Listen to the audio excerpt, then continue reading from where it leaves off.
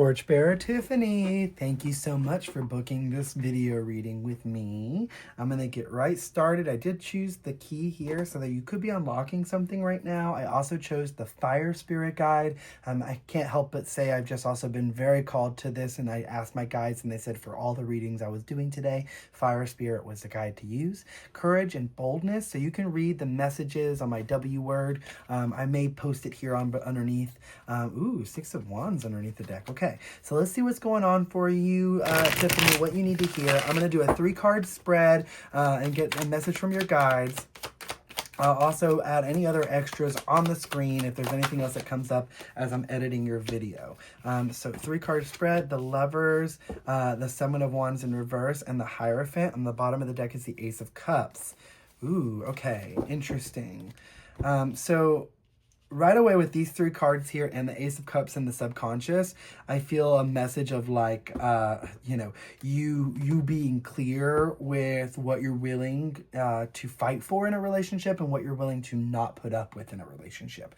It isn't quite boundaries. It's simply, you've already established those things. It feels like spirit-led, more like these are my purposes in life and this is what I cannot, compromise. It's almost like if you knew that you were going to be a parent in this life and you've been in a relationship with someone and they've decided that they don't want to have kids, and you're like, well, as much as I love you, I know that I'm meant to have children in this life. And so if that's a not an uncompromisable situation for them, then it's going to send you into some sort of thoughts. It's going to have you ruminating and maybe making some judgments about where you're investing your energy.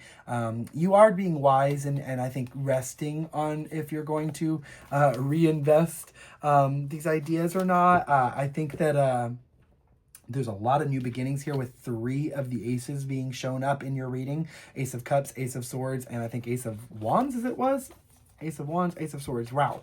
And then the 4 of Swords in there. I did go pretty far down into the deck, but interesting to see all those energies on the surface level here of the subconscious. So there's a lot of it. It's because you've done a lot of work to start over again in a lot of areas of your life. And this means even your subconscious, your conscious mind, your ego, your rational adult, your inner child, like these are all sort of like all on the same page, if you will. I even think that you fought a lot of inner demons in order to clearly be a channel of love. And not only for yourself, which is the best thing you could have done to really change out the voices in your head, listen to the ones and not fight them through resistance, but actually stand and listen to what they have to say, and then not allow them to take over control of you, but instead bring the light of God. If you, I'm saying if you will a lot in this reading in particular. So I think if your will is very important, like if you apply your will towards it, it becomes a manifestation, and you're very aware of that. You're not going to put your energy into something that is not going to serve the overall collective and also the 2 of you. It's an energy of love. This is the 2 of you being you in the situation, not just romantically, but platonically, any relationships. This is familiar, like family relationships. This is even like coming across like with your pets.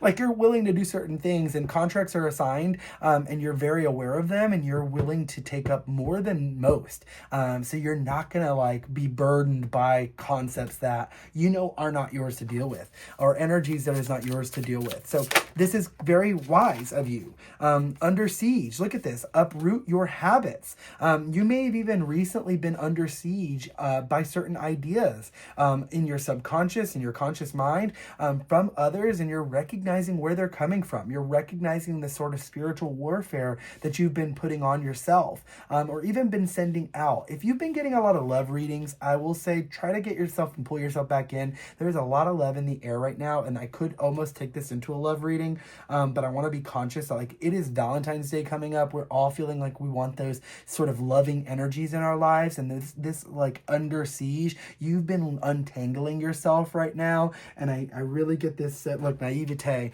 cultivate innocence. You've been tapping back into this sense of love, and you're not going to be tricked by any kind of false flames or false energies that are trying to make you feel like, here, put your energy into this, and furnace, take action. It's interesting here. Let me see what else I have for you. I'm going to pull a couple of these here, just as some clarifiers here for Tiffany here. Please, Spirit.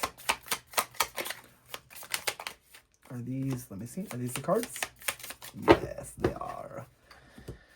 So we have Alcade, Ursa Major. Good things take time. Growth does not happen overnight. We have Kadalakabia. Sorry, I know I said that wrong. Faith and expansion. Water your wisdom, very Aquarius, obviously. Water your wisdom with integrity, so your vision grows and inspires others to mirror you. Interesting. I really like this. The mirroring energy. This is like very giving the Marianne Williamson quote. It is not our deepest fear is not our light, but our shadow, or our shadow, but our light, I mean. And so read up on that quote if you need to go a little further in that. And it feels here, Kadaladeriba. I know I said that horrible. I don't know why I use these for videos. When your heart seeks liberty and your mind asks for mercy, free your spirit from mundane duties. Interesting. Free yourself from mundane duties. Under siege. Maybe even life, the mundaneness of life has really been getting to you as of late because you've been so in the spiritual, and I want to bring you back to the earth because you are not like in a, like, to ground you is why I want to do it. Not to like, bring you out of the esoteric or the spiritual. I think you're bridging those two concepts right now. You're learning their very much Aquarius energy of being able to maintain hope and stand on land at the same time. Not be lost at sea through the waters of emotions and hope and the divine feminine, but stay grounded in the reality of your life, not in a way of limiting you, but in creating possibilities or potentialities for your future. I don't even know how long I've been yapping. Okay, 7. Okay, we're at the end here of your reading, but we're going to pull just a couple of extra cards here. Any words you have for Tiffany here, please, Spirit. Me. Final words. Courage. Look, divine courage is not the absence of fear, but a nudge that says, keep going, do it, don't worry, all will be well. You have to get quiet enough to hear it. Dear Divine, may I feel your courage and your will. Ooh, I like that. That was beautiful. I'm actually going to place this here. We're going to put the key on top of this little magic here. We're going to move your little cards up. And we're going to place this down here. Courage. Next, we have divine timing, and it's in reverse. Again, confirmation here that things are, don't fight the rhythms of things. Don't fight the rhythms of divine timing. Come back and start living in your life and making sure your seeds are being watered here in the 3D, and then tap back into the meditative esoteric aspects of your spirit guides, and and see what they have for you for these, like, downloads, and then let them come in and let the whole bridge happen. Have the courage to stand on what you've also been feeling as you've been really like holding your torch a lot more clearly and not letting yourself be taken into action through reactionary energy, but rather through this channel of love, like I had said. So the divine brings things in the timing that we need. Nothing comes before we're prepared, nor leaves too early. May I always trust your perfect and holy timing, dear Lord.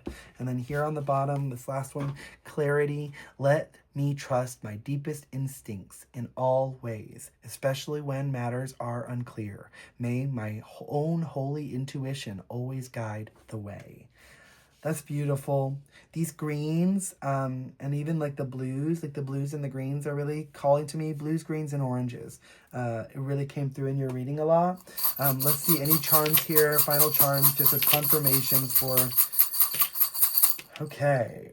I mean, I didn't move my arm about too much, but everything fell here in the Hierophant. So Source is leading you, okay? And there's this little plant here that fell at the bottom. Like I said, I think, like, the green is even indicative of, like, you being this plant and you taking time to make sure that you're getting the right light. You see this red here, that your foundation, that's your root chakra, that your foundation is stable. The green is the heart chakra. We have a lot of the heart chakra here for you coming up of, like, when your heart seeks liberty and And your mind asks for mercy. Free your spirit from mundane duties. So take a step away. Like, know that you don't have to always, keep everything in order to be in alignment. If you let the laundry go for a week, you're not out of alignment. If you keep the dishes in the sink, for an extra time, you're not out of alignment and in chaos and back into depression if that's something you're worrying about. If you're fighting through that depressive state, one, seek out help professionally, but also through your friends and companionships and connections that will help you understand how much love you have and how loved you are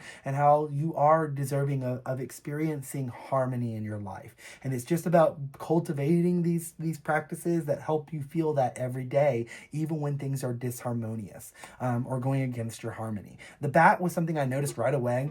Bat is one of the unique energies that's connected to like the hangman. So it feels like you've been mastering this in-between state like we were discussing. Doing it to yourself is a big part of the hangman energy. Purposefully turning your perspective on its head so you can see in a different way, and especially in association to the Hierophant energy, it feels like you've tapped in. Another thing about the bat is like I always think of like vampiric energy, and I don't really necessarily think of it negatively. I just think of like DNA, of blood, of tapping into like the core of things. And you even see like the light in the shadow here, and it's like almost like in a row how these charms fell out. You have the bat at the top, the heart, the money underneath, the owl, and then the stag underneath that. It's like you've been placing certain aspects in row in order to create this overall freedom. So you've watered with the watermelon, you've watered each area, the knowledge, the wisdom, the monetary, the heart, the love, the compassion, body, mind, soul. You've done all of those aspects in a lot of ways by giving it the source and by letting it be shown to you through light and shadow, not like putting it all through the microscope so that you could see where you were shackled and where you were giving your power up. And then you would come back to the connection of being a present channeler of the divine. And then you'd be free.